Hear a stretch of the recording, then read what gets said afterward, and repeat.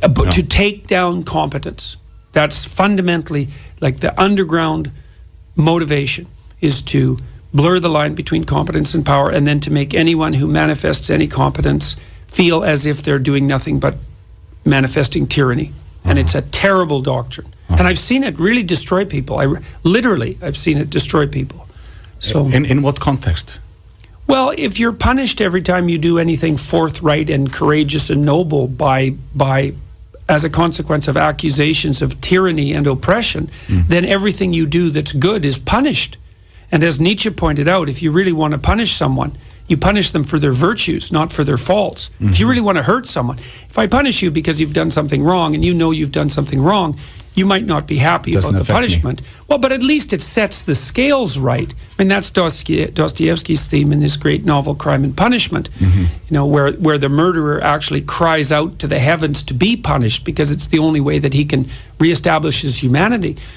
But if you really want to hurt people, then you punish them for their virtues. And we're definitely in a situation, and I think the universities have played a major role in this, where forthright action on the part of ambitious and productive individuals is confused with tyrannical oppression. And a lot of that's a consequence of the disturbed relationships between, well, many of the people who take that tack in the social activist domains in universities have never had a healthy relationship with someone who's masculine. And so they feel that masculinity in itself is toxic, which is... That's what I was going to ask you next, because the first video that really hooked me, it spoke to me personally, both as a new father at the time and perhaps also as a son of a deceased father. It was where you're talking about the relationship one has with his father. Can you please elaborate a little bit on that? Well, the proper role of a father, and a mother as well, although the roles aren't identical, I would say the proper fundamental maternal role is one of protection. And the reason for that is quite obvious, is that newborn infants need above all to be protected. The proper response to an infant's distress is, you're right and I'll take care of you right now, especially for the first 9 months of life. There's no disputing that. Whenever the infant is upset, he or she needs to be dealt with as if that upset is justified. Yeah. But then as the infant matures, and even by the age of 9 months, I would say, then that has to be, that interaction has to be made more sophisticated, because the child has to be encouraged to take his or her place in the world. And I would say that encouragement is more on the masculine side of the duty distribution. And a father's fundamental role is to produce a bounded environment in which exploration can take place, with an eye towards the encouragement of the child to develop more and more competence, to push that development. Because, and it's true for mothers and fathers, that the end goal is to produce a person who's capable of operating autonomously in the world.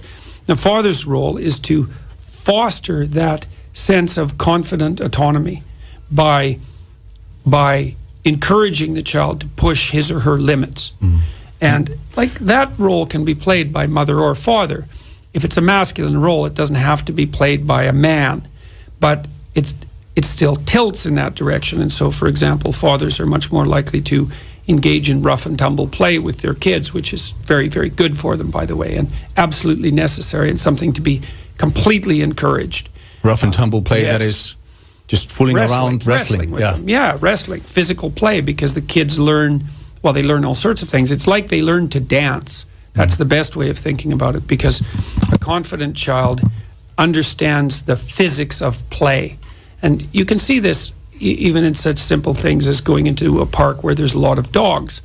And the dogs that are well socialized are very good at acting out playfulness. And you can tell the difference between a growling dog and a mean dog, and a frightened dog and a playful dog. People are very good at making that distinction. And a playful dog knows how to move in a playful manner, and so does a playful child. And that attentive readiness to play is something that's fostered by those play-fight interactions with fathers, for example. And that makes the kid ready in a deep sense to engage with other children. And it also sets the stage for for a confident physicality in adolescence and in sexual relationships. I mean, Really? and so, yeah, because a lot of our wisdom is embodied. When you wrestle with kids, then they learn what hurts them and what doesn't. They learn how far they can be extended and stretched. Test the limits. They test the limits. They learn to trust, because you throw kids up in the air and you catch them and you push them to the point where they're really excited. So they're right on the edge of fear, actually. The excitement pushes right to the edge of fear. But they learn, and then they also learn how they can interact with someone else physically, and what's acceptable and where the limits of pain are, and what's frightening and what can be sustained, and how to take turns and all of that. And it's not abstract, it's concrete, it's right in the body. And so that's part of the father's role. But the fundamental paternal role is that of encouragement. And the encouragement is, you can handle it, kid. Life is hard. It's going to come at you in all sorts of ways. You can accept that as a challenge. You can thrive. You can master it. And I'm behind you. Like, I'm behind the best in you manifesting itself in the world. And that gives a kid a spine, metaphysically and physically. And so it's an unbelievably important thing to do.